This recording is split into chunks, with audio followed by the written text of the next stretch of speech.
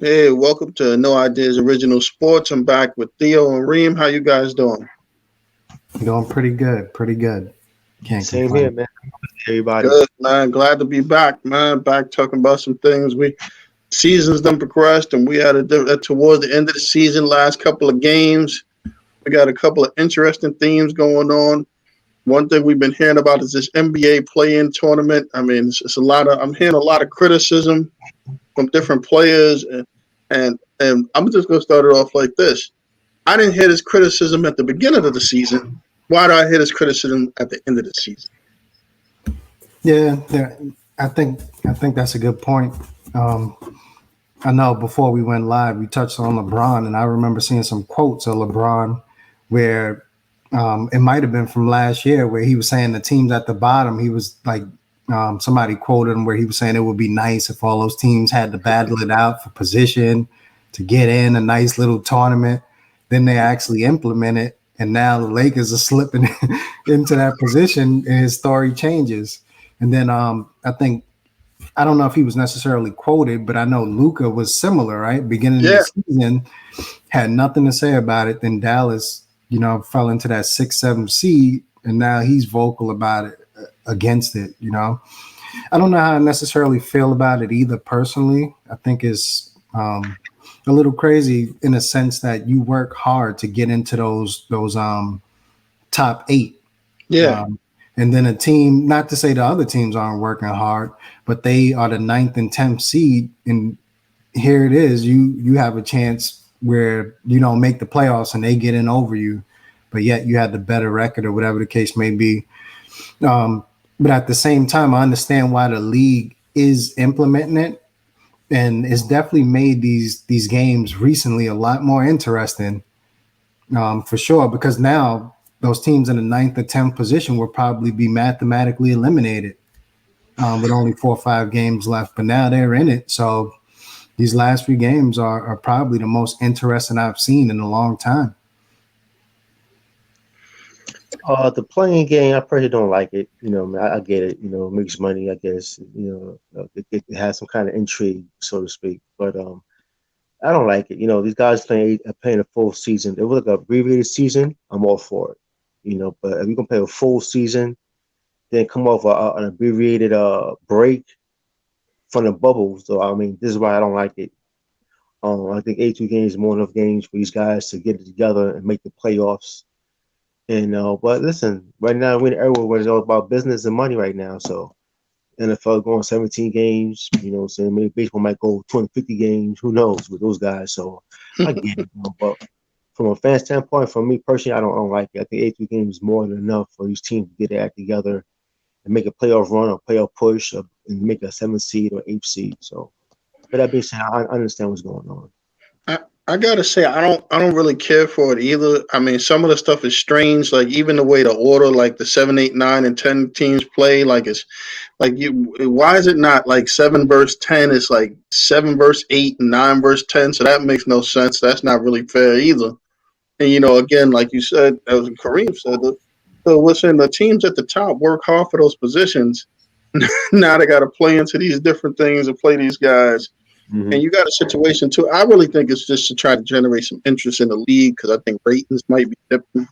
Yeah, Reem said that these last couple of games was interesting. I watched a game with him a little while ago with the Pelicans and the Hornets. Like that game would have been worth nothing. Nobody would have even Yeah, cared, but because they're both in that 9, 10 range or something. It actually has some meaning. So the thing that got me about the whole thing though is that when they first came up with it, guys were fine until they were in a position where they would be involved in it. Then it became an issue. So I mean, if yeah, you don't like it, you don't like it. That's fine, but don't wait till you in it. Like I guess neither one of those guys probably. I mean, LeBron, I get it. He never envisioned himself being in there. Luca with Dallas, I mean, there's a good chance he was going to be in it, whether he thought they would be either way.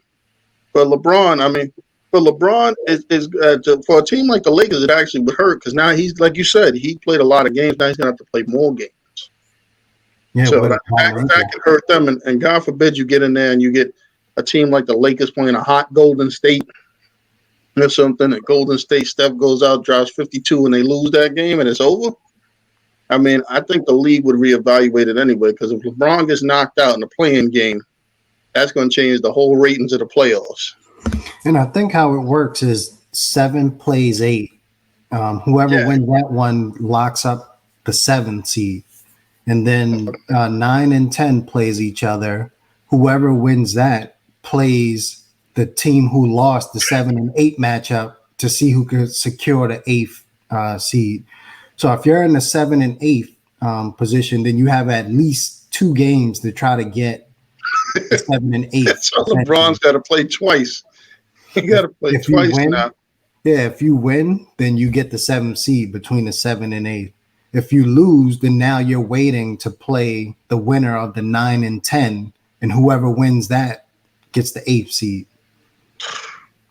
So yeah, that's why they did that weird 7 and 8 matchup. Just so they can give the team who loses that particular matchup a second chance to get the 8th seed. Because that makes a little more sense, but it's still a lot more. For the 7th and 8th seed, they're going to play more games. The 9th and 10th, they got one shot at it, but the 7th and 8th, either one of those games, like you said, somebody's going to play 2 games. So that's going to be rough. Mm-hmm. Well, moving off the playing game, now we're at the end of the season, we could talk about the MVPs and the Rookie of the Years. And I think we wish him. I mean, looking at it, I could tell you this. I think that for me personally, if LaMelo wouldn't have got hurt, I would have still thought it might have been like a co-MVP, a co-Rookie of the Year situation. But I gotta say, it's nobody even remotely close to Anthony Edwards from Minnesota. I mean, I think after he dunked on that guy, his whole season changed. Like he was like, wait a minute, that's like his arrival moment. I'm here. What do you guys think? Yeah, I would agree. I thought early on LaMelo was kind of winning it hands down, in my opinion. Even though Edwards was playing well, I thought LaMelo was still in the show. Especially he had like more highlights, more flashy plays. Yeah. And then, like you said, once that dunk happened and he got some exposure, it's almost like, I don't know if his confidence went up. I don't know what it is, but people started paying more attention to him. And now the guy's just been on a tear. So I don't think it matters whether LaMelo is healthy or I think Anthony Edwards should be the Rookie of the Year. Unless, LaMelo, it's only, 4 games left. So I don't even know if there's anything he can do. The most he could hope for is maybe a co-situation now. Before I thought it may have been the reverse where Edwards was trying to squeeze in there to get a co with LaMelo. But now I think it's reverse. Another thing that's surprising with Edwards for me is he's actually knocking down the 3 ball too. Yeah. So it's not like he's only going in and dunking on people. He's knocking down outside shots. He's kind of taking over that team. Yeah. So I seen a bunch of games now where Karl Anthony Towns is deferring to him. Yeah. To me, I say Edwards for Rookie of the Year. And LaMelo probably a close second. Yeah, LaMelo's injury definitely allowed Edwards to make it a very close race. He's playing great, but I don't want to pound out anybody for being hurt. LaMelo was definitely clear Rookie of the Year up until the injury. He was playing great.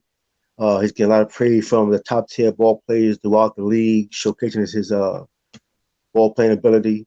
When he had a chance to take over the team as a starter in the season, he took off, and so did the team.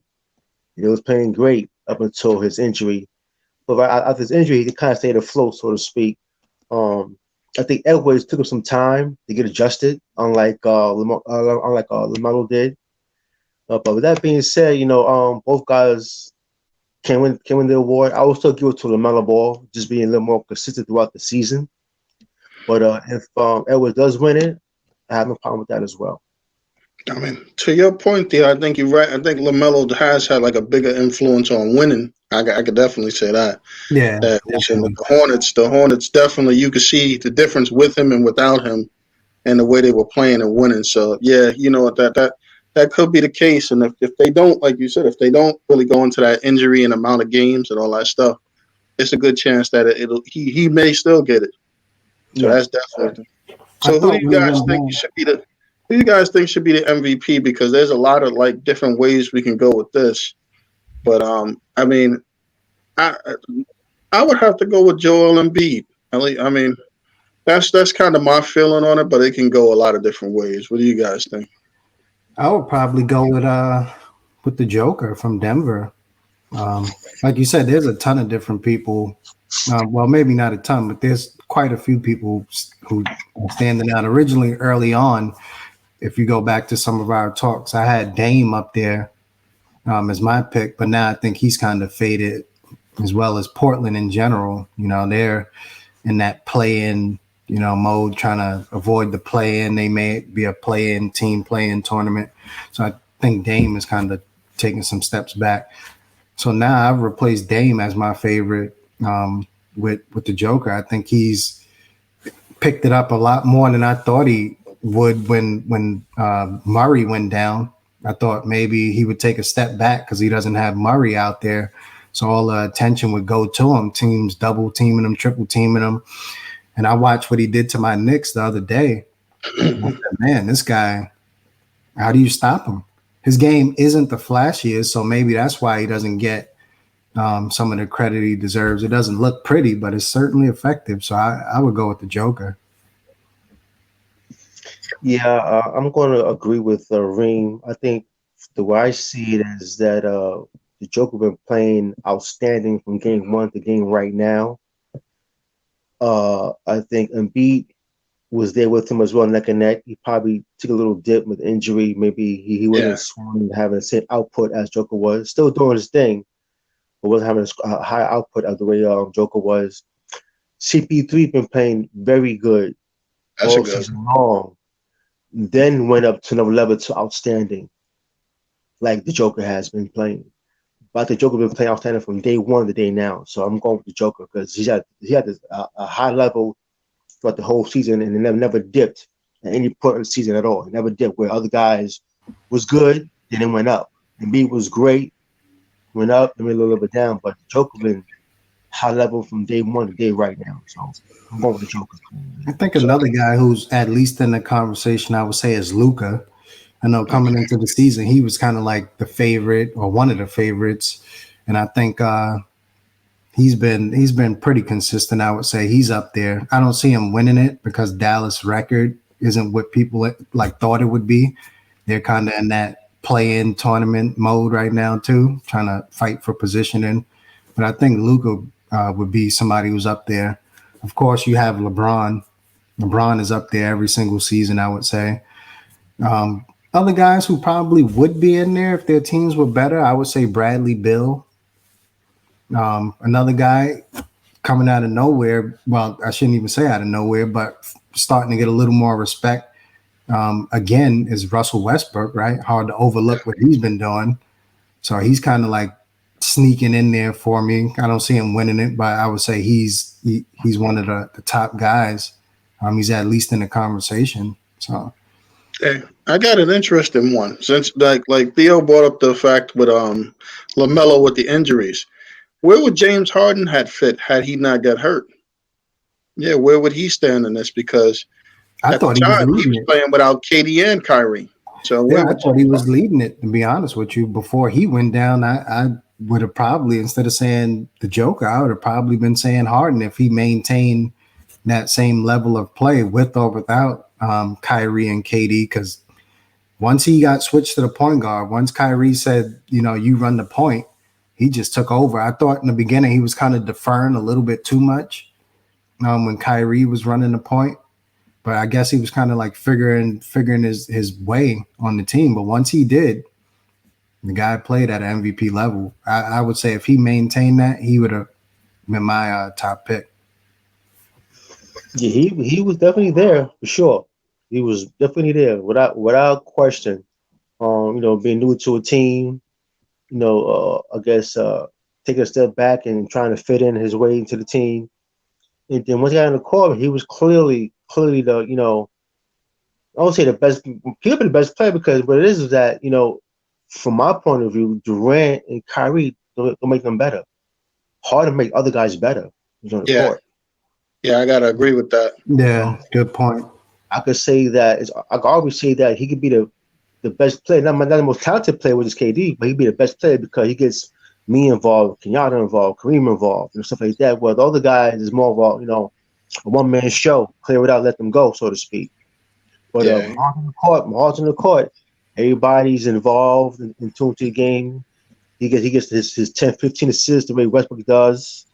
He rebounds. The team is just better as a whole when Harden's playing. Yeah. So, and you kind of wasn't hurt. He matter of fact, let's keep it real. He right there with Doka for the I guess the favorite to win the award until he got hurt.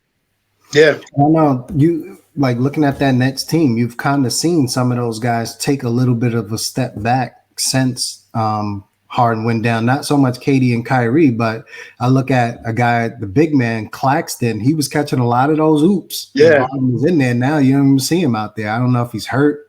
Is he just not playing? Joe Harris is outside. Harris is another guy, who's taking a step back. I would say with Harden out.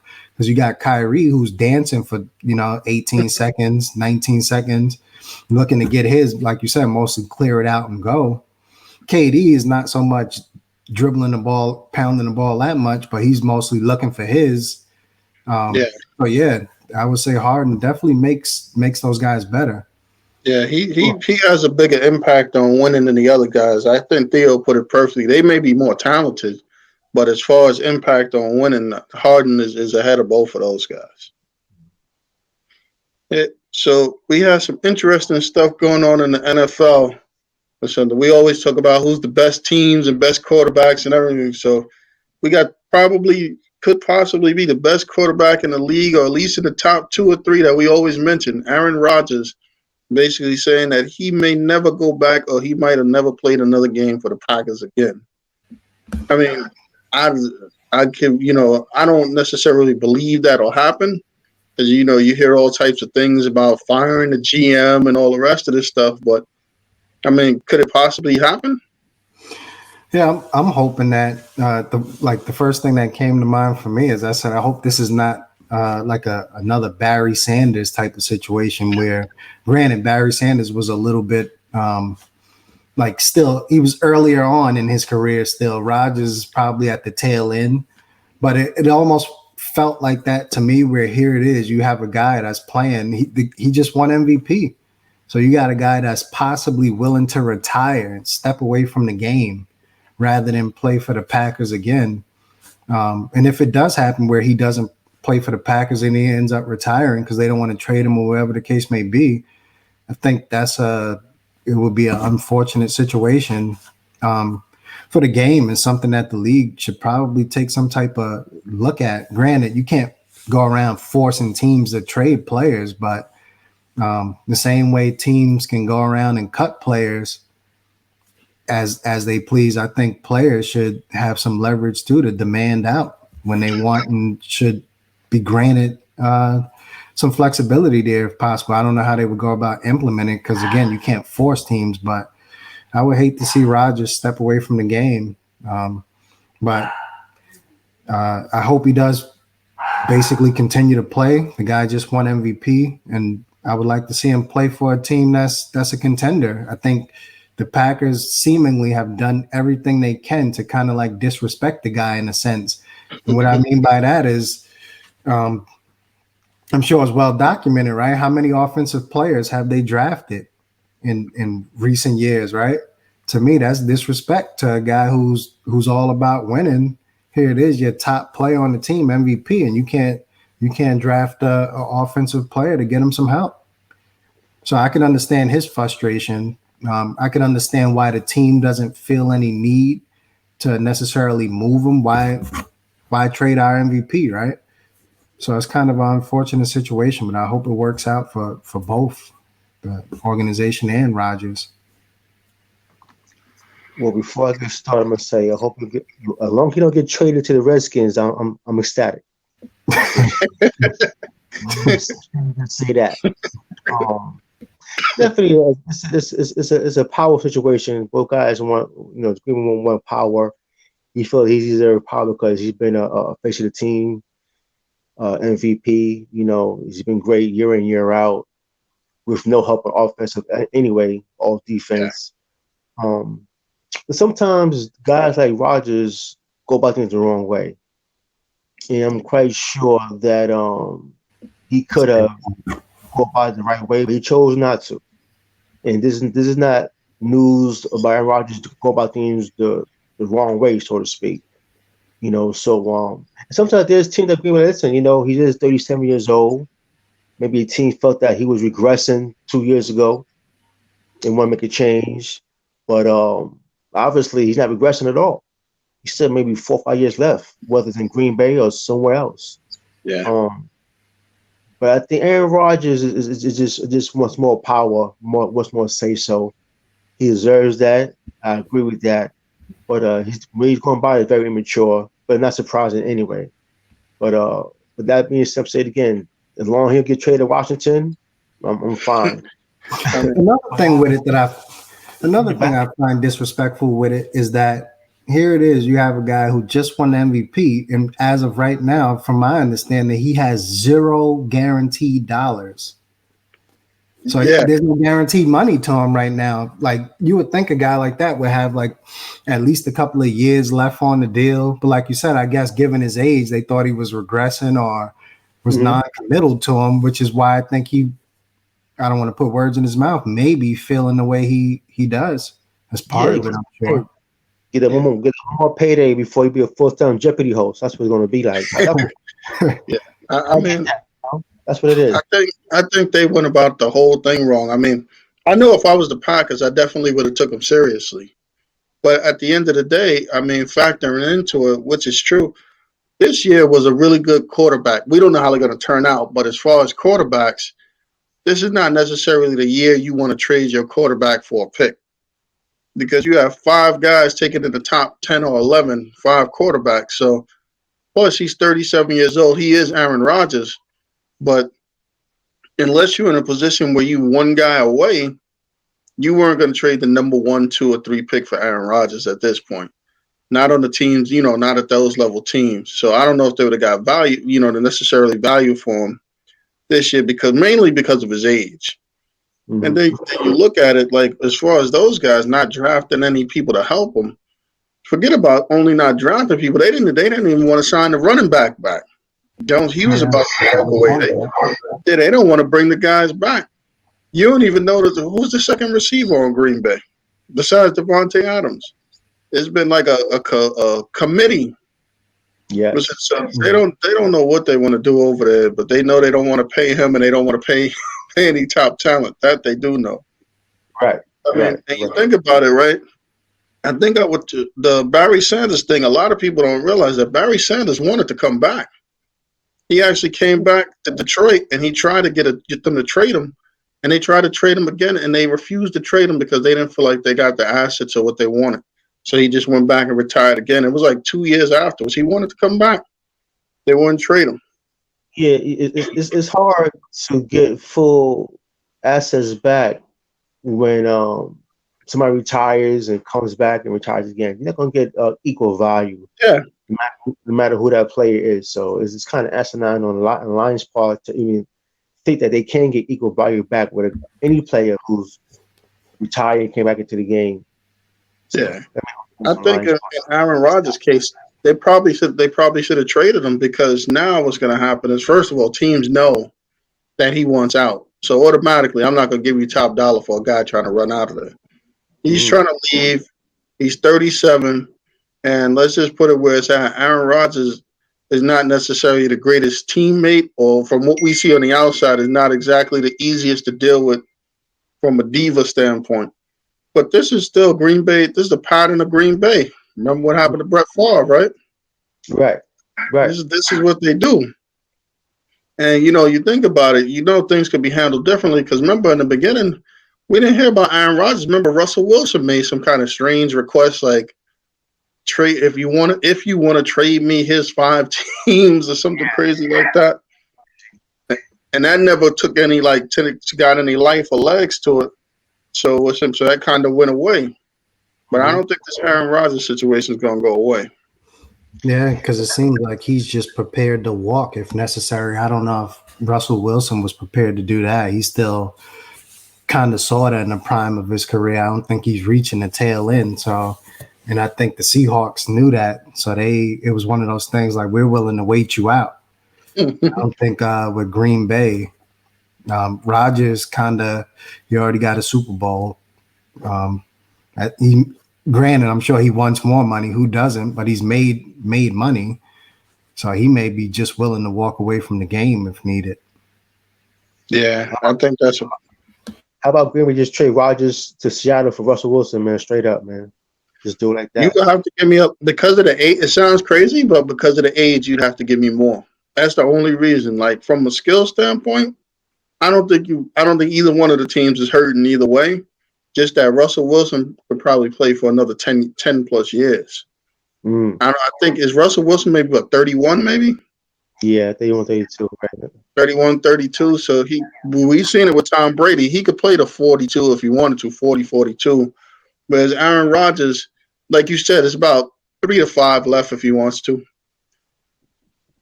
So that would be my only thing.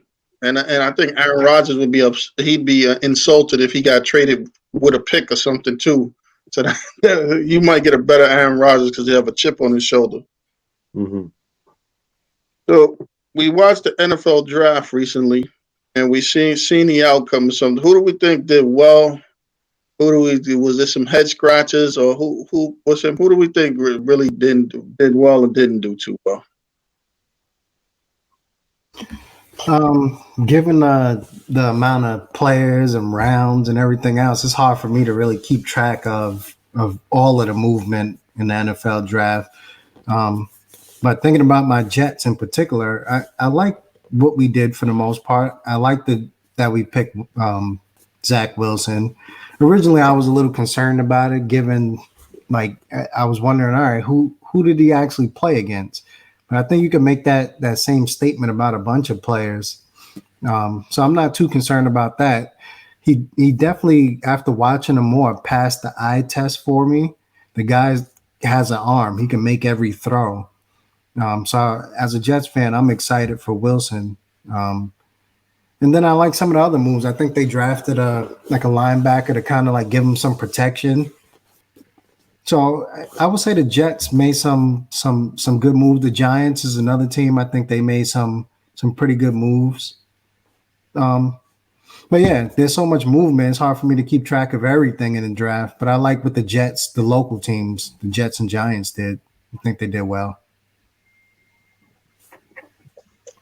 Well, as far as who did well in the draft, I see a lot of platforms saying that the Browns, Dolphins, the Chargers, particularly two Chargers did well in the draft as far as filling needs. But as far as my Cowboys concerned, I was happy with my top five targets, which was Horn, Slater, the other cornerback, his name right now, Surtain, Michael Parsons, another tackle. So any one of those five we could get, I'm great. And we did that and getting Michael Parsons in the linebacker from Penn State. If he felt the need, he should start right away. He might be an upgrade because he's a very fast guy. He goes side to side very well.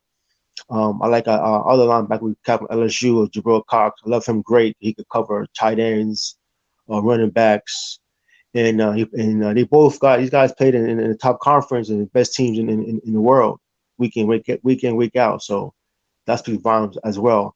I love the cornerback named Kelvin Joseph, Kentucky. I love him. He ran a 4.2 in the combine. Most guys had him on the same par as Horn or straight Horn, maybe a half a level, only because of off the field issues, not talent wise. So I'm happy with that.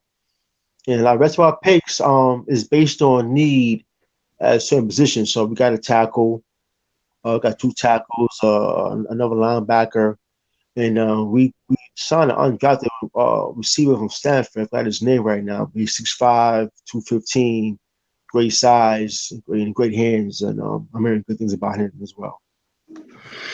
I mean, for me, again, being a Jets fan, I did like what they did. What I liked about what they did is they actually addressed needs. So you got the quarterback, then you put a lineman, you put the top lineman in front of him. Then you went on and got him a receiver to throw to. You got a running back to run. Eventually got a tight end. So I like the way they did it. They didn't just leave him like empty-handed now, and they had already signed receivers, so they're kind of giving him every opportunity. So to me, if he fails, it's somewhat on him at this point. Then I like the fact that I think they drafted for needs. I mean, they didn't get like those top tier cornerbacks, but everybody after that was either a cornerback or a safety cornerback. I think it was a linebacker, so that was good. Again, I like you said, even though all these different people have their things on their board, I like what the Cowboys did from a team standpoint because the Cowboys really didn't need any offensive weapons. I mean, the Cowboys' offense with Zach with Dak there, with the receivers they have and the run, they have no shortness in offense on the Cowboys. Yeah. They don't have to worry about the offense side of the ball. So picking up some corners made sense. It kind of matched what the other teams did. So you think about it, Philadelphia went out and got a top flight receiver. The Giants went out and got another top flight receiver. So you already had top flight receivers. So you almost had to match up with that. The Redskins, like you said, as long as they don't get Aaron Rodgers, you pretty much they are who they are at this point. What about the Bears? Because I would say the Bears they I will kept too. hearing how great they did, but I'm gonna tell I you what, they wasn't did sure. great. They realized that they had Andy Dalton and Nick Foles at quarterback and traded up to get Justin Fields. So that was enough to make them a winner right there. I mean, both those guys. I even heard some rumor that Nick Foles may get cut and become like the Jets backup or something like that. But they got the quarterback of the future there finally, and they picked up some other players. The Chargers did good. They got Asante Samuel Jr. and they getting the return of Derwin James from Florida State. He's coming back off an injury. So their secondary is good, and it's probably important when you're playing against the Chargers or when you're playing against Kansas City and with some of these different teams that have a secondary. So it was interesting how some teams kind of like when they draft, it seemed like it was more to me just watching it. It seemed like a lot of teams drafted to compete with the teams that they're going to face more often. So they usually you have I'll take the best player available, but if you got three Pro Bowl linebackers and Micah Parsons comes up, well, close like what would the Ravens had did with Micah Parsons? Something like that. So it just didn't make sense. But then I can understand Aaron Rodgers' point because there's other teams that just I don't know what the hell they were doing. Like they still didn't get a receiver.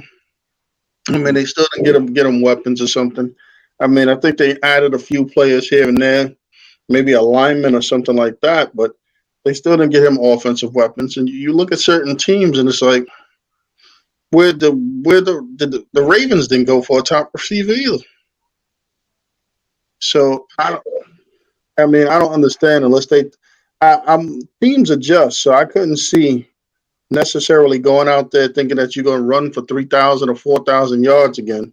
I don't think that's the long-term goal or something. But I do think that the smarter teams drafted based on their divisions and what they're going to need to do to compete.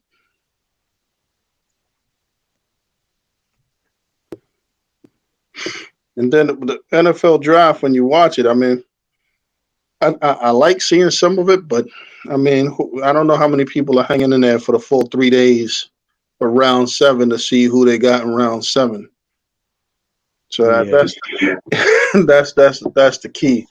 And there were some interesting guys that seemed like some names that I know the Jets signed a guy that was possibly a first round talent after the draft because he basically tore up his knee at the beginning of the season. I mean, to some extent, that's kind of like strange that you would, unless they really is something, as far as the injury that people don't know. How do you go from a first and second round of talent to being undrafted because of like a torn ACL or something like that? Yeah, that's part of business, man. That's what they do, man. So that's what they do, man. Not surprising at all. Yeah, so that's fairly interesting. So moving on to the next thing, to Theo's boxing prediction. There was an eighth round stoppage, as as mentioned, for him in the Canelo fight. Right. What did you think of that fight? I mean, I will say this. I think dude was game. I don't think he had the skill set, but he was game. It was he wasn't running around and ducking out or doing any of that stuff. I just think it was too much. I didn't like the way it ended, though. What do you think?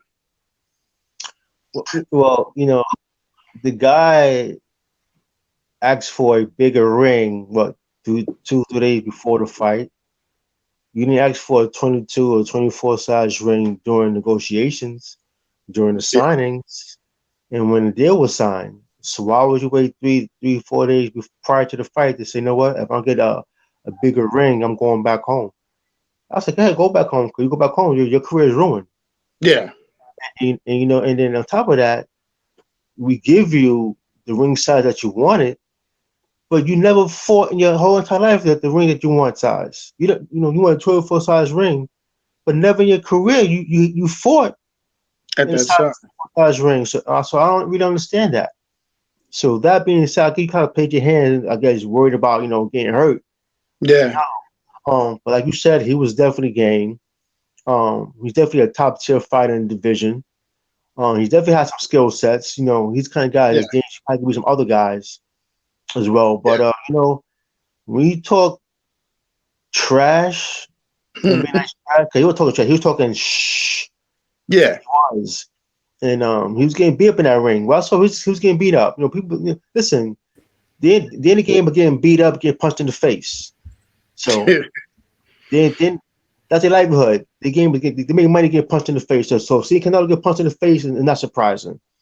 But I'm telling guys that what I saw was Canelo breaking him down gradually throughout every round. Because Canelo is a stronger, harder puncher. And finally, he was taking on shots though, but he was game. But he did take some shots. One day he was getting broken down gradually. It was just a matter of time. And an uppercut to his eye, I guess he broke like 3 or 4 places in his eye socket. Is really crazy. Yeah. Got the word they used, but it's broken on 3 different places, man. 3, 4 different places is his eye socket. I seen the uppercut. I didn't see most of the fight, but I certainly seen that. And at the time when it happened, it looked bad, but it didn't look as bad as what you just mentioned. I didn't even realize that he broke so many like bones in his eye socket. Wow. He actually had surgery today, actually. Wow. Because I follow the promoter Hearns on Twitter after the fight, and he kept posting how he was in the hospital. He acknowledged that I think it was training. Matter of fact, he said that it was indented in his face, and that he had 3 or 4 fractures in that one particular eye itself. Oh wow! Yes. This is very shit. Could be career ending, man. To tell you the truth, man. But you know what? When you run your mouth and you criticize Hell Brooks and you criticize Dubois from England for the same situation, talking about that was me. You have to take my life in the ring. But you know what? Guess what? Your time came when you in the same situation and you quit in your stool. Yeah, he quit on the stool. I mean, realistically, like you're saying with these fractures and stuff, I get it, but I mean, and Canelo did take some shots and everything, but I don't know. Like you said, it was like a methodical type of thing or something or whatever. I mean, I wouldn't have been surprised if that, like you said, those fractures, that wouldn't have happened. I wouldn't have been surprised if it went the distance. Not at the pace that we're going. You don't think so? No, I don't think it was this. He was, like you said, the key word is he was game. Yeah, he didn't run. Right, but I'm gonna tell you something. Canelo was so eager to hurt this guy. Canelo didn't really box. Canelo could box. He didn't box. He looking for one shot the entire fight. Uppercut. We thought looking for the uppercut or left hook on top of the jab or straight right hand. He was doing too much combinations. So he allowed to be competitive, so to speak, in the ring. But like I said, regardless of that situation, regardless of Saunders being game, I still, in my eyes, see him getting broken down. He might have been a little bit too game. It might have went decision if he did a little bit more running, you know. Right. Yeah. The strange part. I'm glad to see that the three judges had Canelo winning. He was winning. Yeah, that was good. Chris Mannix, get out of here, man. You got Canelo down 3 rounds. I was living in my house hearing this guy talk, man. Yeah, he had Canelo down 3 rounds, man. You know, so you know, I can't pay him the guy no mind no more. It's just strange that the guy would ask for a bigger ring, and then when you watch the fight, never create distance. So yeah, he was always in punch range, but he wanted a bigger round. So the bigger ring rather, that didn't make any type of sense. Yeah, that's like let's get a big ring so I can stay in punching range. It's and like asking for smaller gloves to throw no punches. Yeah. I mean, I was talking, I mean, like, you never fought in this big ring in your life. Why this big ring now? I don't get that, man. Yeah, that's right there. It really does. There's a lot. Yeah. So we got some other guys talking crap. I don't know if y'all seen the Floyd Mayweather hat gate where he snatched the hat off Floyd Mayweather's head. I'm taking this and running off or something. I mean, you got Floyd Mayweather with Logan Paul, Floyd Mayweather with now Jake Paul. Floyd Mayweather says $20 million is a regular thing in his account, so it doesn't mean anything. I mean, what is this? I mean, I'm pretty much sure he's going to beat the hell out of it. He's going to beat the hell out of both of them. He probably could beat them consecutively. Like, he could probably whip one dude's ass in the first 3 rounds, and then he put the other guy in and whip his ass in the same night. But what's going on? I think I might have seen something too where Jake Paul got like a tattoo or something that said "Got your hat" or something with a little picture of a hat on his forearm. So I mean, this is just getting out of hand now. You know, I could understand wanting to put on a show, but this is a bit far fetched. I think they're doing a bit too much with it now. The promotion, and it's becoming too much of a gimmick now with the Pauls in general. Not so much Floyd, but these Paul brothers, in particular Jake, because Logan Paul, he until this thing, I haven't really heard much from him. I don't really follow him or anything to see if he's been talking on social media, but Jake is the one who seems to be like more out there doing these outlandish things. And it all stems from the Nate Robinson knockout. Never really heard of this guy in terms of the boxing world until that knockout. I know he had like 1 fight before then, or 2 fights before then, but once he caught Robinson, a guy who's never even been in the ring professionally, really, ever since then, this guy can't stop running his mouth. So whether it's Floyd or somebody else, eventually somebody's gonna get Jake Paul in particular. Yeah. Floyd will be both brothers on the same night. Yeah. He can fight both those guys on the same night and be both of them on the same night. As far as the scripted, take my hat thing, Floyd was a better performer against the Big Show in WWF than that. I watched every angle you can of that. He like leaned in. Floyd, yo, I'll kill you. Floyd, come on. That was terrible soap opera act right there, man. That was disgusting. I'm quite sure you hit him with a shot here and there. I'm quite sure you didn't expect him to take your hat off, so he kind of caught you off guard. But it was still scripted. It was scripted. I think Paul just took it another level on his own. Yeah. Take this guy's hat, but it seemed like I'm gonna go with the script. It seemed like he pissed Floyd off, so to speak. Yeah, because I mean we're from the Bronx, most of us. You take somebody's hat off, that's one of the most disrespectful things. Getting your Scully snatched off, right? Script and just add his own input when it was time for the showcase to promote this fight, so to speak. And Floyd, get a haircut, man. You got millions of dollars. Get a haircut. Get a hairline. Look, That might have been why he was upset about the hat so much. He could have had the barber come to his house to cut his hair or something. Yeah, you got all that type of money. And all the time, you buy whatever you want to buy. Maintain a haircut, man. You're gonna go your bed out, man. You're looking wild out there, man. Yeah, he worried about his hat. Yeah, worried about his hat, man. I'm surprised he didn't just go with I could buy another hat. That's usually his thought process. Right, exactly. I got 100,000 other hats. Yeah, he'll post a video with 1,000,000 hats. Yeah, exactly. You ain't take the real hat. This the real hat. Right. Money Mayweather, money team hats. Yeah.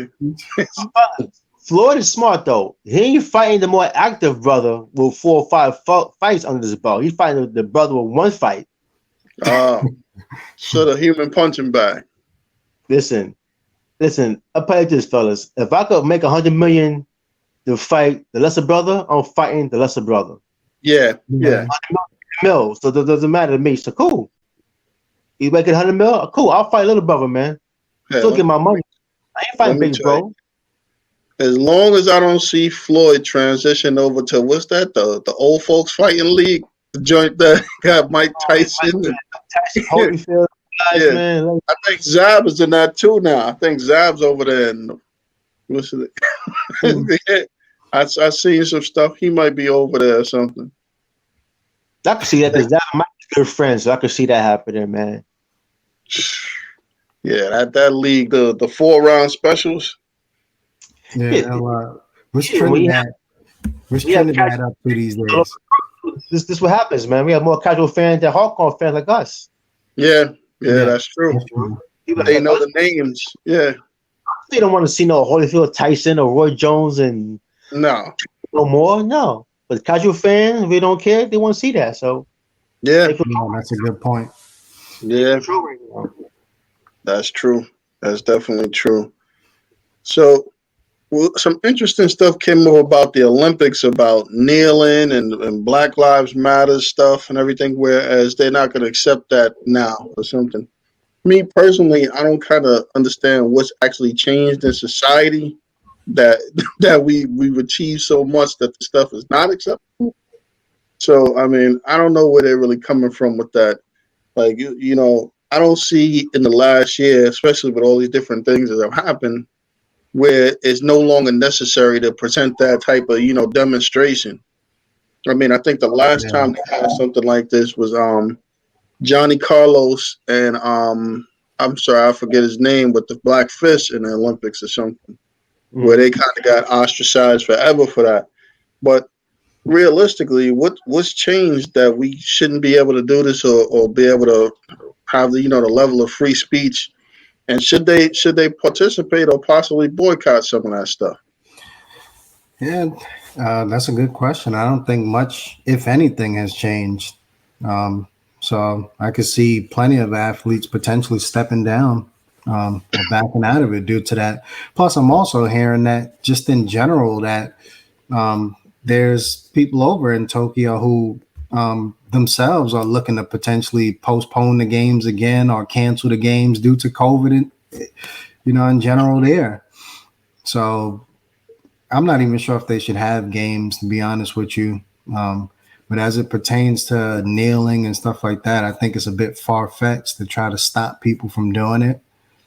But yeah, I can see athletes backing out of it because they're attempting to. I think the issue they have is they don't want players. Let's keep it real. They don't want black players to wear any Black Lives Matter apparel. Yeah, that's what it is. So, at the end of the day, it's a business, and the NBA makes a lot of their money, revenue from Tokyo, Japan, or China. So, they're gonna keep quiet with that, the NBA. So I'm quite sure, because we all know China makes a lot of their money for the players and the merchandise. When guys are over there, they buying everything out there. Yeah. So they accumulate a good portion of the NBA's revenue. So I see the NBA brass really keeping quiet, not saying a word. My issue is who's going out there to play? Yeah. I can't see any top tier players. I can't see LeBron go. I'm quite sure LeBron AD is tired. They tired now. Yeah. So I can't see AD and Braun going out there. But I'm interested to see what players is going to go out there or who's going to say no to the NBA in Tokyo. So nah, we're not having that, man. This is bigger than what you guys want. See, You know. So what's interesting about that is that it's sad, but I'm pretty much sure that these guys right here on the brand on the shirt have a lot of influence as to who's going to be out there or not. So I'm pretty much sure these guys got all types of incentives in the contracts, all types of obligations that companies like Nike and Adidas will want them to go out there to try to propel the brands and stuff. So that's going to be some kind of level of pressure on them. And then as far as like the apparel and clothes, it's got to be more to that too, because if you look at the Olympics, they're always sponsored by a company. It's usually like Polo. Like everything in the Olympics that the athletes are wearing Polo.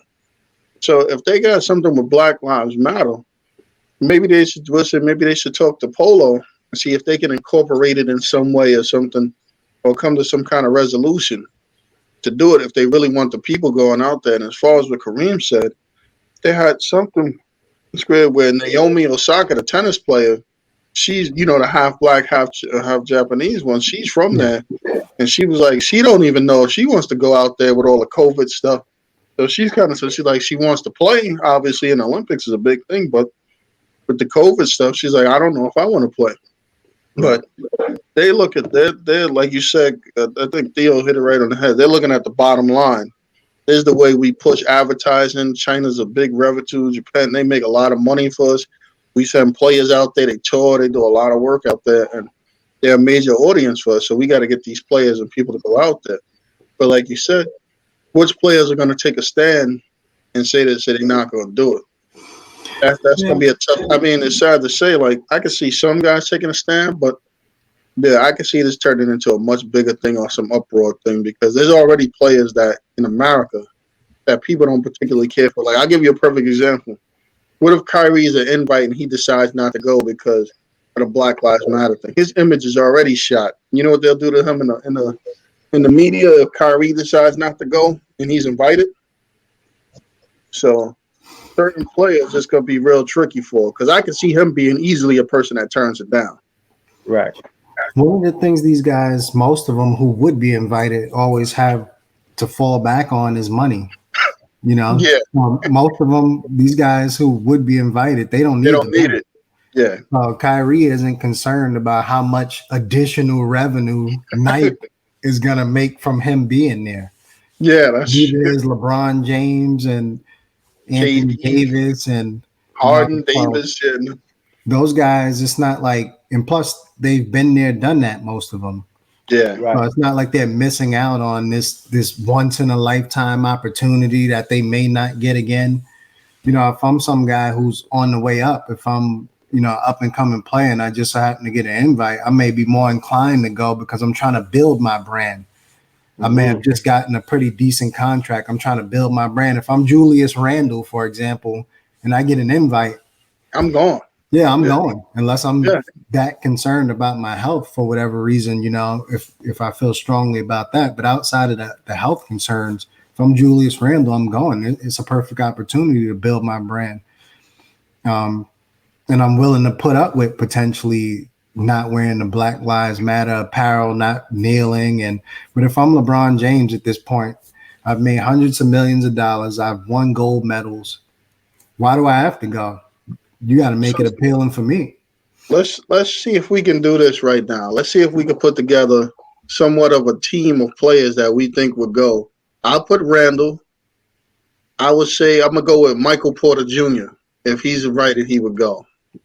Yeah, people like that, I would say, yeah. And I can't blame them for going. It's a perfect opportunity. You build your brand overseas, right? You gain more exposure. You get out there. How about Nike contract? Yeah, how about Jason Tatum? Yeah, exactly. He's another guy. He might, Jason and Jaylen Brown. Jaylen Brown will be tough. You know why? Because he's been really active, like a really active voice. Yeah. So I don't know about Jaylen Brown, but Jason Tatum, okay, I can see that. Yeah, it's kind of hard, like you said, for Brown to go out there under these conditions, Yeah. considering how he's been one of the main voices in the league Yeah.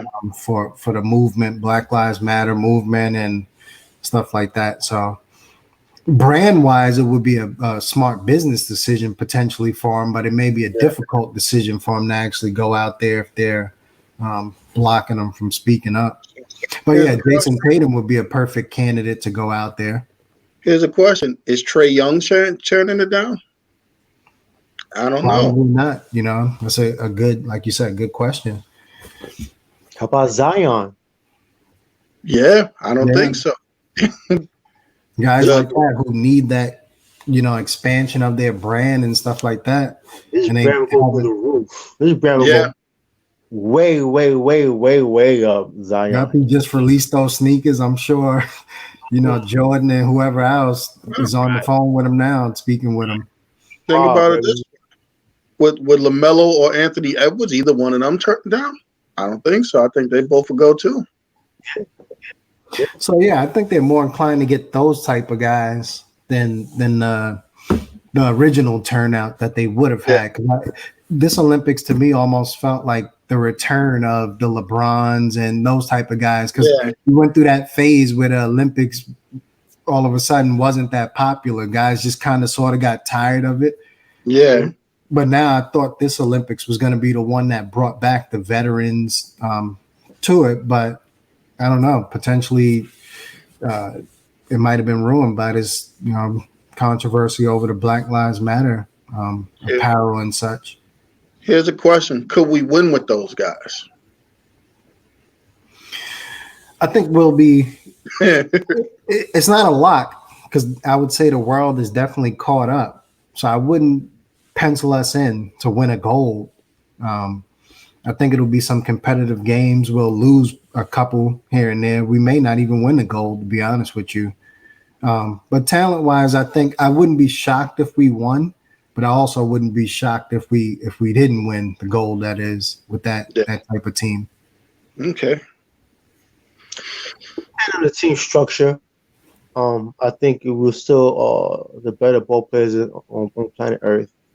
Maybe if we got Zion, Julius Randle, Bam Adebayo, Tatum, the point guard, Edwards, a couple of other guards. Yeah. And maybe convince maybe somebody like a Paul George. You need some veteran out there. You can't have all too many. Paul George. Maybe a Paul George go out there. You know what I'm saying? We convince him. I think it's still Popovich. So he'll probably take DeJounte Murray or somebody like that. Pop is still coaching? Yeah.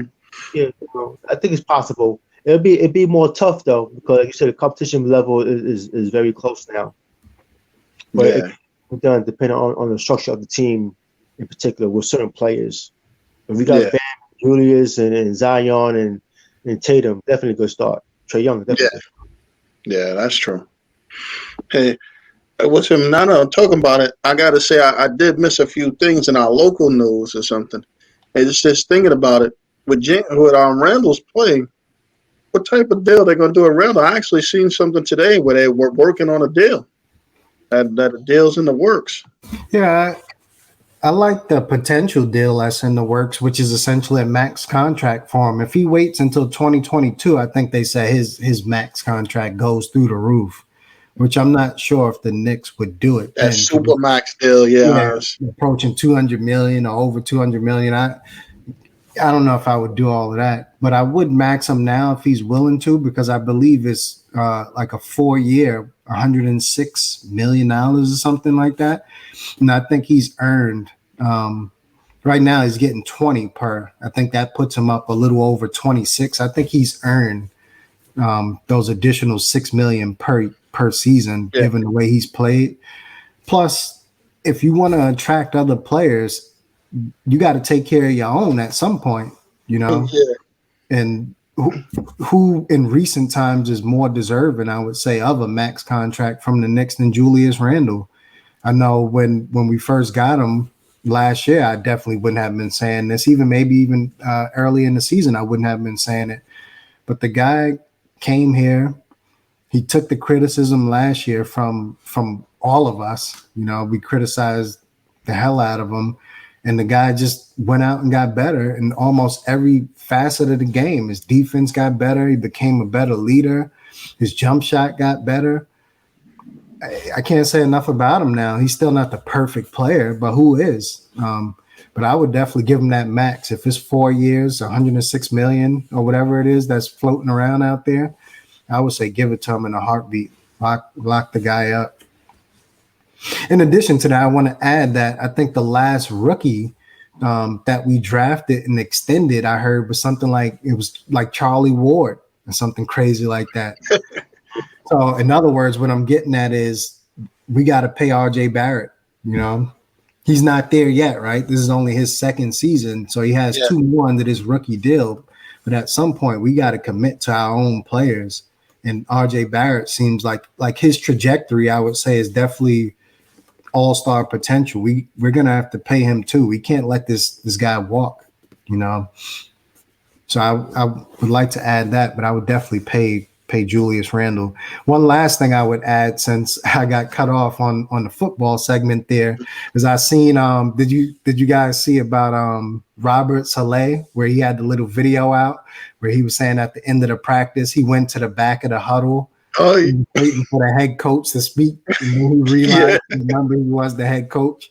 So I thought that was pretty comical. And then the other thing is on social media, you know, I seen because you know Robert Saleh's whole thing is like all gas, no brakes. So I seen people saying all gas, no gas. So I thought that was pretty funny, you know. That's definitely funny right there. I didn't know about that, man. Yeah. I mean, you hit a lot of good points, man. I can't really add too much to it. I just hope that he signs an extension before the Supermax, because that was some. Because right now we have the lowest payroll in the NBA, and we want to keep it that way. Because right now, you know, things looking good for us. Guys want to come to New York now. You know, I recently heard Steve Novak. Remember him from a Knicks for us? Yeah. He's for I think Milwaukee Bucks. And I caught him on a radio show recently. He was saying that even during his time playing, people want to come to New York, but the time wasn't right. Maybe the bad culture wasn't right. But he's saying that, you know, he's still in the league and still talking to players, and that now things has changed. Now he's saying guys is looking at New York very, very serious, is trying to come here as we speak. You know, so he said that I could see one for sure, definitely 2 guys coming here playing for New York in the next year or 2 for sure. But as far as John is concerned, man, he won all of us over. You know, he went by the drawing board and worked on his game, being a better player, better teammate. You know, and hopefully, for our sake, that he does sign an extension and give us some more leeway with that salary cap. Yeah. For me, you know, listen, I'm looking at the Knicks. I'm Julius Randle. You sign him to that 4-year board before you get to the Supermax. But if his agent's smart, just because he's as good as he is, you get some incentives in there based on all-star games, all-NBA teams, because he deserved the right to get that. He'll be on an all-NBA team this year, too. And he made passes, so that should earn him something. I mean, one of the other things about the Knicks, I mean, players definitely want to come. And, you know, some of the things you hear getting bounced around, I don't know if I would trade like a ton of draft picks for certain players and then mortgage the future. Because that's usually things when you're in a position, is that player one player away? I don't think, to me anyway, I definitely tell you bringing in Lonzo Ball is not taking you to winning the championship because you bring in Lonzo Ball. That's not going to. And I don't know if Dame takes you there either, because you look at some of the times with Dame, when Dame first started, you had Dame, but Dame played with LaMarcus Aldridge. Mm-hmm. Yeah. And they had better players on that team. That Dame LaMarcus Aldridge team and the complementary players on that team might have been the best team he played on. Right. Yeah. And they didn't win the championship. So, and I believe in that series, didn't LaMarcus Aldridge average like 45 points a game or something against Houston, 46 points a game? So, don't get me wrong, I think he'd be a great addition, but I don't know if he's going to take you to the championship. Combination of Randall, him, and RJ. And it kind of like, I think the Knicks are at a point where they got to be a little careful because I think that some of the movement and some of the changes you make are going to affect the team, good and bad. So if you bring in Dame, he's going to be the point guard, obviously. So that means you got to clear that whole roster, all of those guys. Now you got Derrick Rose, who I don't necessarily think he should start, not because he's not good enough, but I think it's good for what the team needs right now. Like as far as him coming off the bench and supplying that spark. But if Derrick Rose is the backup point guard, how many minutes does he get with Damian Lillard there? 14, 12? And then with some, then what you'll start getting into is splitting his time with RJ Barrett. Because what'll happen is they're like, you know what, we can get him some minutes here and there. And you bring in another guy, Lonzo. Anytime you bring in these guards, especially like all-star level, he's not coming here to play 28 minutes. He's going to come in to play his usual 34 minutes or whatever. Yeah. 32, 34 minutes. So somebody's out, and the Knicks got a glut of point guards. So you have to give it to all of those guys. To be honest with you, like you said, I wouldn't gut the team for Dame as good as he is. Because like you said, they're not a Dame away from a championship, especially RJ may have to be included supposedly in the deal. Yeah, see, so I definitely wouldn't do it. I just want to go back to Randall right quick because I think, like you mentioned, with the incentives, I think I heard. I'm not sure what the incentives are exactly, but that would push the deal up to $140 million over 4 years. I think. See, that would be good. So that sounds about right. I would say if he's willing to sign for that, that's a good contract for him and the Knicks. I would say. Yeah, I would do that if I was him. But yeah, going back to Dame, I wouldn't gut the team for him. As much as I'm a big Dame fan, had him as my early season MVP. We're not one player away. I kind of sort of like the idea of bringing Lonzo in. I know we have to replace Elfrid Payton. Quickly is more of he's more of a combo guard. Quickly is not the guy to get you into your offense, control the pace of the game. No. He's more of a spark plug. Quickly is a starter, I would say, potentially in the league, but he's more of a spark plug. So you don't want Quickly having to think too much about running the team. So that's where I think Lonzo would be great, is that's what Lonzo kind of sort of specializes in. I don't know how much we pay Lonzo, though, to come over and be the ultimate role player. I like the aggressive Lonzo. When he's aggressive, Lonzo has all-star potential. When he decides, I'm just going to bring the ball up, pass it to Brandon Ingram or Zion and stand in the corner, that's when he scares me in terms of bringing him to the Knicks. Because the last thing I want is him bringing it up, passing to Randall, and then sitting in the corner. Granted, his three-pointer has improved, but I don't want to bring him in just to do that because I think he has more potential than that. Another thing I wonder in terms of bringing in Lonzo or any of these other point guards potentially is we kind of right now use Julius Randle a lot as the point forward. Yeah. So instead of bringing in this all-star type of point guard, do we just need to bring in more shooters? Guys who could just knock down shots. But I also fear that if we go that route right now, I don't think the roster, we don't have enough guys who could create their own shot either. So that's a big concern. Derrick Rose could get his. He got his today, right? He went off for 25 points or something and led the team over the Clippers. So Derrick Rose, I know, can get his. RJ Barrett is growing into that role. I'm comfortable that he could get his. Randall can create his own shot. Quickly can kind of sort of create his own shot. Then you look at the rest of those guys. Alec Burks can, but I'm on the fringe about bringing Burks back, but he can kind of sort of, but do you even bring Burks back? I like Reggie Bullock as a 3-and-D guy. So what I'm getting at is I guess they have a lot of decisions to make, but Randall should be an easy decision for him. They just pay him the money. Now you locked him up. Eventually, assuming RJ continues to grow, you pay him, you lock him up, and you just bring in other guys, hopefully another star, all-star potential player to grow along with that young team. I mean, for me, just my opinion, I think you got to split those guys. You got to bring in half. Like, you can't keep Burks and Bullock. One of them stays, one of them goes. I mean, neither Keeler. I mean, I think if his contract's over, he's gone. Yeah, he's a restricted free Yeah, agent, so I don't see them. I'm not You know, tendering him an offer. Not yeah. not because he can't play. He just doesn't fit in to what they're trying to Same do. thing with Kevin Knox. I think Kevin Knox, he's not a restricted free agent yet, but I think you got to move on from him. He's just not a Tibbs player. Supposedly Tibbs doesn't play him because he doesn't like Knox's motor, which I could see that. That was always the rap on Knox, having a low motor. Sometimes he seems to get lost out there. So he's not really a Tibbs type of player. Other guys, what do you do with Obi Toppin, right? Because he's buried behind Randall. So Similar to, like you said, what would happen with Dame. Dame would come in and swallow up point guard minutes. So what do you do with Toppin? Because Randall's swallowing up all power forward minutes. I think they made a mistake with Toppin. What I mean by that is, as much as we drafted him and we wanted him, I think they should have traded him before the All-Star break. You know why? Because I don't think his value will be ever any higher than what it is this year.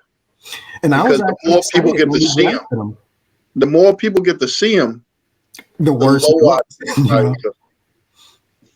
Yeah, I was actually excited when we drafted him because I was under the assumption, me personally, again, going back to the whole Randall thing last year, I wasn't a huge Randall fan. I thought the guy could play, but he was turning the ball selfishly. over. He was a turnover machine, couldn't knock down the three.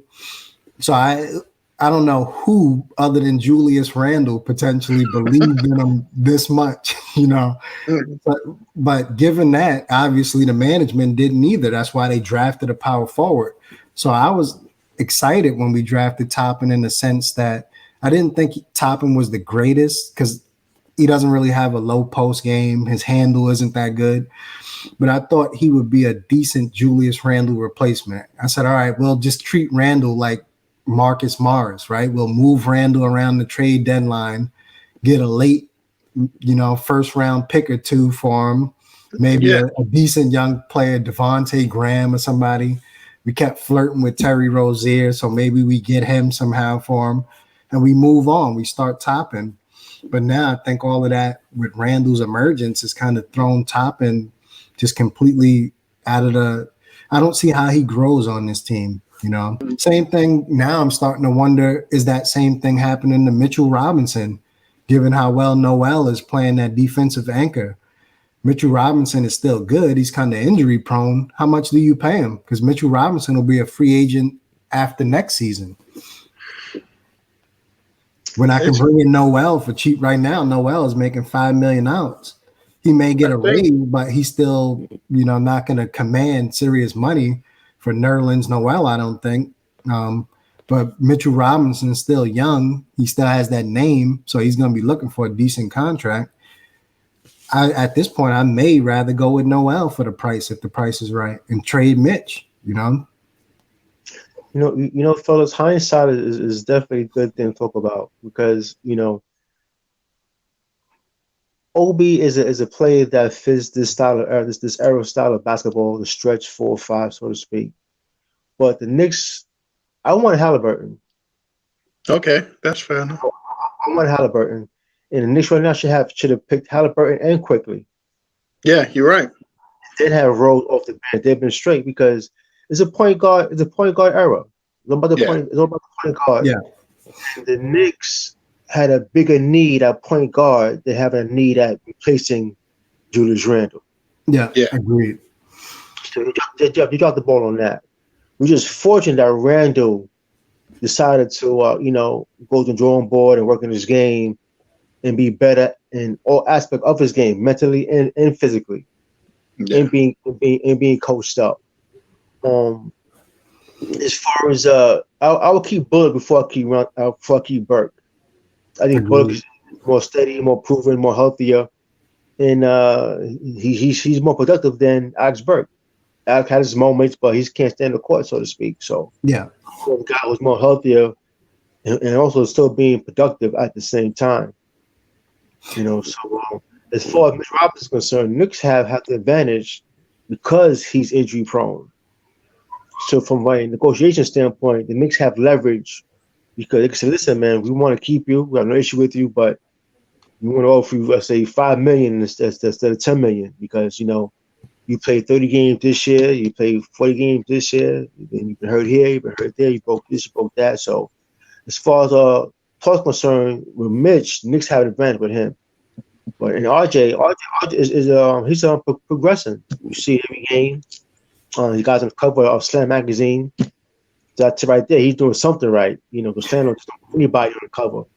So I'm quite sure next 2 years he'll be way much better than he is right now. So hopefully we get that point guard situated. As far as Lonzo Ball and Lillard, I would leave with Ball only because Ball makes everybody better, like on the Harden aspect of it, where Lillard is more of the Kyrie, KD. He scored 50 points. What I'm saying? He may open the lanes for other people, guys, but they make everybody better. Lillard should be a high assist scoring guy to me. I do see this. I know the Knicks had an opportunity to make a deal, but they didn't do it. The Pelicans did want Mitch.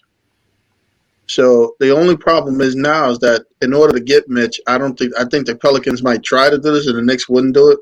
I don't know how long that Steven Adams deal is left for, but I could see them trading a Mitch and Alonzo, whatever, and you was a Mitch, Alonzo, and wanting you to take Steven Adams back. The crazy thing to me is I know they did have interest in Mitch, but their interest in Mitch is a little strange to me because I feel like they already have him. His name is Jackson Hayes. Isn't he Mitch, but can stay on the court? I don't know if he's had as much playing time and quote unquote proved himself as much as Mitch yet, but I think they're kind of the same player in a way.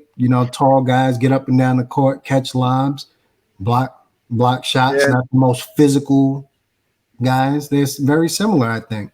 Yeah, and you're right. I think that deal may become, as he plays more, the deal might become tougher to make because I think he played a lot tonight and he did really well, block 6 shots and all types of stuff. So that might be tougher to make. But I definitely think the Pelicans are gonna, even though I'm pretty sure they want to move on from Lonzo. I think part of the reason why they drafted Kyra Lewis is to move on. Plus, I know they like the other guard they have, Alexander as well. Yeah. But with all of that said, I think they're going to leverage the fact, and I don't blame them, that Lonzo is a restricted free agent and look to do a sign and trade deal no matter where Lonzo goes. So the Knicks, if they want him that bad, are going to have to give up something, whether it's, it could be Obi. Or it could be Obi, right? And maybe they'll figure out they don't need a power forward with Zion per se. But a guy with that much potential, you get him over there and figure it out later, so to speak. Yeah. So in order for the Knicks to get Lonzo, I think they're going to have to do some form of a sign and trade. So moving on to the Nets, who recently had a 4-game skid that they happened to snap against the Nuggets. Or whatever. I mean, Theo mentioned something, and we all been talking about how James Harden makes players better, or whatever. And when I looked at the box score, I happened to look at the box score of that Nets game versus the Nuggets, and I noticed that it looked like KD and probably Kyrie not as too much, but KD looked like he made a concerted effort to get 6 or 7 assists that game. In that game, they won. They beat Denver. It wasn't as close as what the game indicated. They beat them fairly easily. But before that, with Kyrie and KD, they went out there and went on a 4-game skid against teams that I really feel like they should have beat or they could have beat. So I'm not sure KD. He is playing well, but in terms of his legs, I'm not sure his legs are 100% back yet. To me, he looks maybe closer to 75% if I had to put a percentage on it than 100%. Because I see him go in there and moves he would have easily made in the past. He's hesitant, he's slipping, he's sliding. I don't think he has his legs 100% under him, and rightfully so. He's had some injuries to his legs, and he's missed a ton of games. So I think that's played a factor into his that's factored into their slide. Then I think there's also that adjustment period of playing with Kyrie again, right? I read something where all three of their players, Harden, Kyrie, and KD, they've only played something like 7 games together or something crazy like that. So granted, Harden is not back out there, but now KD is kind of getting reacclimated to playing with Kyrie in that ball dominant style. you look at Russell Westbrook, right? That's part of the reason why KD supposedly wanted out of there, right? With the Thunder, is Russell Westbrook's ball dominant style. That's why he ran the Golden State, part of it. And now he's back with another guy who's kind of sort of in that same mold, ball dominant. So I think he's kind of just feeling his way around, getting used to playing with Kyrie. Same with Kyrie, right?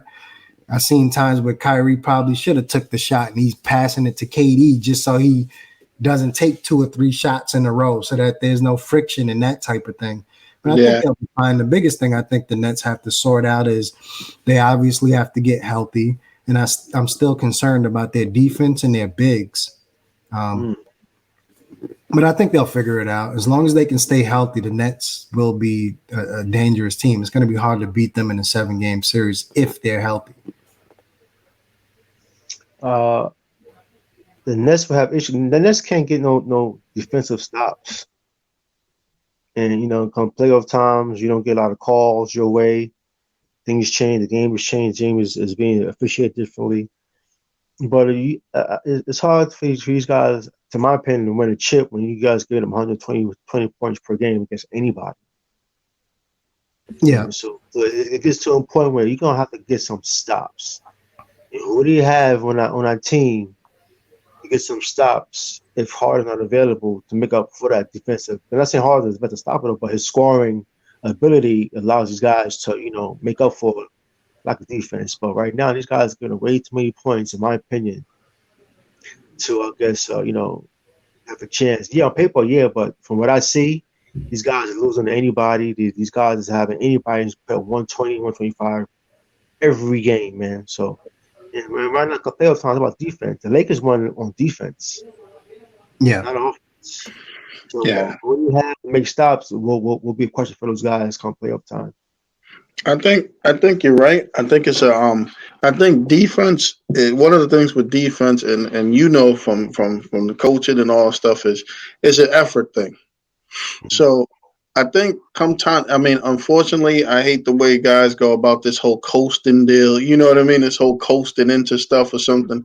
I mean, they got to form some kind of defensive chemistry, but I do think they'll be a little more intense in the playoffs or something than what they are now. I mean, if I was Detroit, I'd be really pissed because this Blake Griffin is not the Blake Griffin they had, which is, kind of makes me think he sandbagged it a little bit over there or whatever because, you watch some of these games he's playing, a lot better than I thought he was capable of based on what we've seen in Detroit. So, same thing with Derrick Rose, right? In Detroit, I don't think he was sandbagging it. I think Detroit may have been sandbagging him, and he kind of made some comments about that recently saying, he was going through 2-hour practices, but when he got to the games, they was telling him for some reason he only could play, 20-something minutes. Because other than that, once he goes beyond that, they felt he would have got hurt. So, yeah, Detroit, it's a little strange. But like you said, it's definitely not the same Blake Griffin as what he was showing in Detroit. So I think he hadn't caught a dunk, Blake Griffin, in a couple of years or something like that over in Detroit. Yeah. Right? Yeah. Now he's dunking it and his legs is fixed. It's a miracle. Yeah, it's crazy. So the last thing I got to ask you guys is for some finals predictions. Was this our early NBA finals predictions? Who you got, Reem? But just tell me who's gonna. We don't got to pick a winner yet, but give me a couple of people that we think might be playing in it. I got the Nets, assuming Harden comes back. As much, I do agree with Theo in terms of their defense, but with this Nets team, if they're healthy, it's going to be hard to stop that team from scoring. So they give up that 120, they're going to score 140. So I got them in if they're healthy. In the West this year, it's a little tricky because I think you have a few teams that can make it. I like Utah. I like Phoenix, even though Phoenix hasn't really been there. They're not playoff tested. But I'm going to go with, as of now, I'm going to go with the Jazz. So I can see the Jazz and the Nets in the finals. It'll be a strange finals, but I can see it. Today, today I watched a Knicks game with the Clippers today, the whole game. And the Clippers have a loaded squad, name-wise, very experienced team, a few guys with championship pedigree, including the coach, even Charlie Billups as assistant coach. They will go as far as Paul George goes. And the problem with Paul George is, while watching that game, is he has terrible shot selections. And I'm watching the game, and I see him get the ball. Ball comes to half court, he gets the ball, he's pulled for a three. Like, guys just came down court. You can't take a 30-footer and just cross half court like that. Maybe a few passes and you shoot a 30-footer, no problem with that. But I can't bring the ball down court and give it to Reem. Reem pulls for a 30-footer. And I got my man Kenyatta still coming down court, and Betty just came down court. So I noticed that he had a lot of bad shot selections, to my opinion. Anyway, he's the key for the Clippers, man. If he's not playing well, they're not going far at all. Outside of that, Utah's playing well, but come playoff time, how far can they go? Can they win the best seven? Can they beat the Lakers? And my whole thing with Utah is definitely based on Donovan Mitchell coming back and being Donovan Mitchell. If he comes back from that ankle injury and he's not the same, he's working his way in, then they have no shot, in my opinion, to make the finals. But if he's the Donovan Mitchell we become accustomed to seeing, I think they have potential. Let's put it that way. In the East, I got Philly 1 and Nets 2 in that order.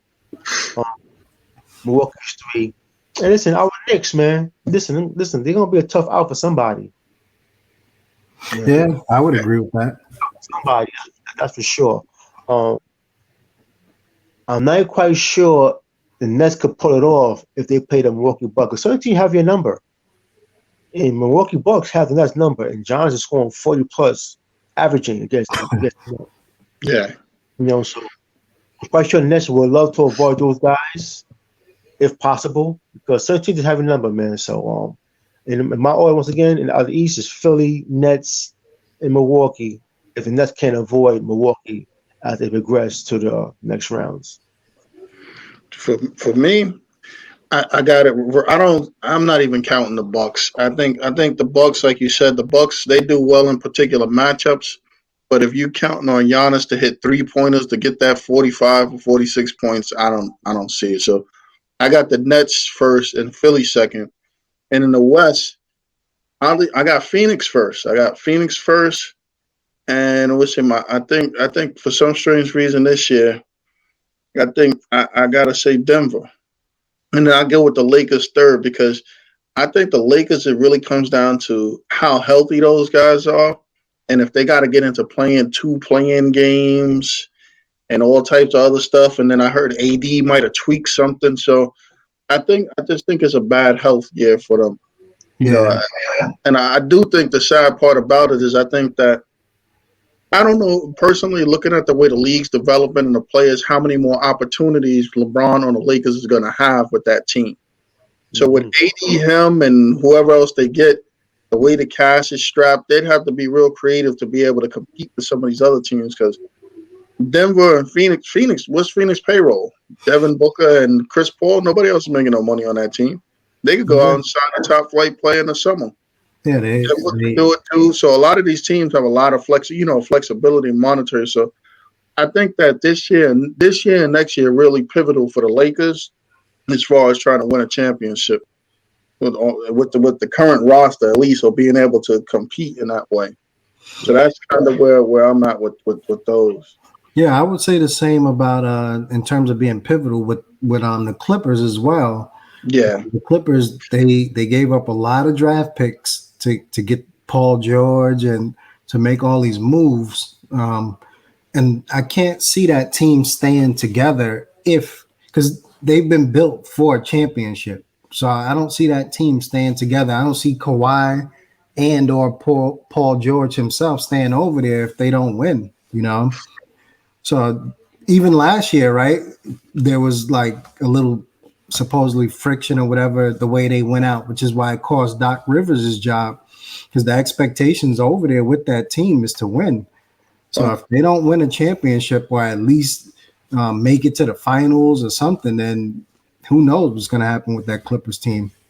I will say this: it's going to be Kawhi because Paul George was smart enough to take that new Supermax deal. So if anybody's leaving, it's going to be Kawhi, and that's And kind of his pattern anyway. I think Kawhi, he can opt out this season.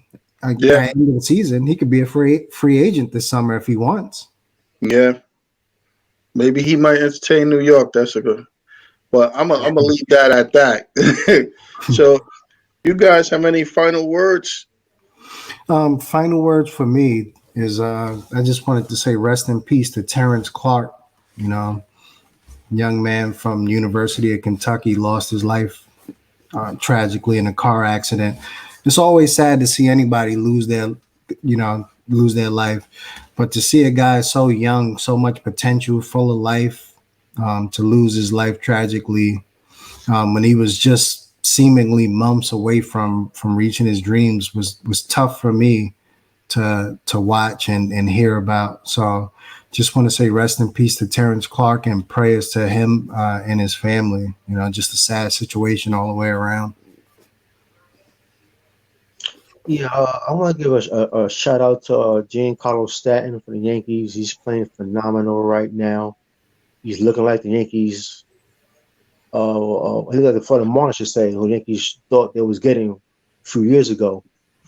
But he's playing great, outstanding. He's batting second now. He's got been batting 500 for the last few games, clutch hitting, getting home runs. So he's definitely looking like the Marlins of old. So I'm glad and see him playing pretty well. Corny dude of the week is Demetrius Andre for crashing Canelo's press conference and thrashing himself. Look like him and his dad look like a fool, calling this guy. Listen, the guy's giving a big fight. You're a boring fighter. You have no draw. This man not going to fight you. And you crash this guy's press conference and embarrass yourself, cursing him out, does you no help at all. On top of that, you being a boring fighter. Nobody even knows you but you and I in the ring because we are hardcore fighters, hardcore fans, I should say. The casual fans don't know who you are. And you don't sell tickets, man. And try to find a better way to get Canelo's attention to getting a big fight, man. So, Coin Dude of the Week goes to Demetrius Andre and his dad, man, for Crash's press conference. I just want to go over what's the name, the G League Ignite team that we thought was a thing to come and go, or maybe you didn't know was sticking around. Guess what, guys? It's sticking around. They got the 7th ranked prospect Michael Foster coming out of Hillcrest Prep in Phoenix. He's going to be playing there, and they got the number 1 player from China to decommit from Gonzaga and to go play for the G League Ignite team. So this G League Ignite team, they're still looking for players. This is going to be the next big thing. That and that high school basketball league where they're going to be playing people. So the face of high school basketball and the age of basketball players becoming professional and making money is going to change. Is that the G League? Is 2 leagues, G League and Ignite League? No, G League Ignite team, that's in the G League. They have a whole other league in overtime where Carmelo's invested in several other NBA players, and those guys can turn pro at 16. So wow. Basketball at a young age is about to change as we know it. Yep. And blame all those I would say Caucasian tight guys from NCAA who want to look out for the players and pay these guys, give them stipends all these years and making billions off these players. And mind, these guys just started getting free lunch 12 hours a day. It wasn't for the kid from UConn. I forgot his name right now, Jordan Blake right now, Napier. Yeah, Napier and I mean, you got guys with stories like Arian Foster said that he went to the Tennessee coach when he was on that and told him they had to get him some food, else they're gonna rob somebody. And then the coach came with like 100 tacos for the guys in the dorm, but that was his thing. I thought I heard something, and maybe it was today, where in the state of Georgia, the governor has signed something to allow collegiate players to be paid. I'm not sure the details. California already did it too. California did it too. So it's California. Yeah, I think Georgia did the same, from what I understand. So I wonder how that all plays out. I didn't get a chance to really look too much into it, but that's interesting. Great. Youth basketball is about to change. But again, guys, listen, Thanks for him having this conversation, man. I love having this talk with him, us going over the sports stuff. Great. Appreciate you guys both coming on. With him, it's been another great show. Anybody any final words? Or